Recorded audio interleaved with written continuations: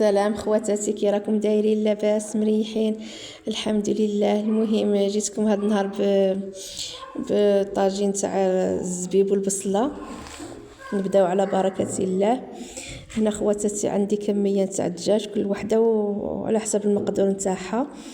المهم كنت درت شويه تاع السمن، دير واحد 4 مغارف ولا نتاع الزيت، درت حبه الكحله والزعفران، وهنايا درت عاود شويه نتاع راس الحانوت،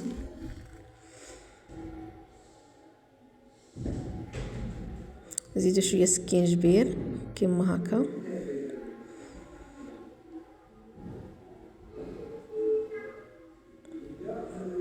وشويه نتاع القرفه.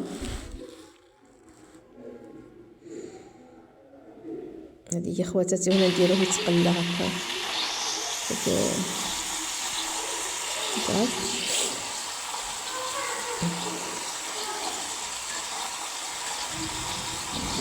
هذه هي خواتاتي. هكا بعد ما نقليوه شويه هكا،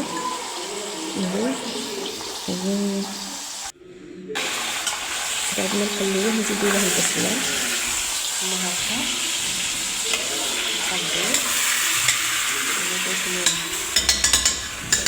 البصله كيما هكا. هنا خواتاتي نزيدو هكا بعد ما تقلى اللحم، نزيدو البصله هي ونمرقو بالماء، وما نكثروش الماء بزاف، ديرو غير شويه هكا. نوري البنياتي اللي راهم عاده يتعلموا يتعرفوا على الطبق نتاعنا نتاع الغرب. هذا طبق مالح وحلو.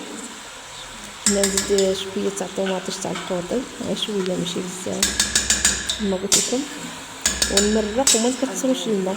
عاده كان يكون عندكم الوقت ولا كاع ما ديريش الماء على الكيفوطات الروح الدجاج مع البصله نروحهم يطلقوا الماء، وتجي المرقه تجي نتاعك معسله.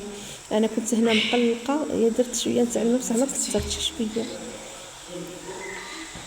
خواتاتي بعد ما نبلع الكيكوطه ونخليها طيب على خاطرها، نجيبو نفورو الزبيب نتاعنا، نديرو لها شويه نتاع السكر ونخليوه يفور. ما كنتش صورته معاكم بصح انا نقول لكم كيفاش درت له. بعد ما يفور هذاك الزبيب نزيدو له شويه نتاع المرقه، هذيك المرقه اللي طيبنا هي، ونحطوا الطبق نتاعنا كيما هكا.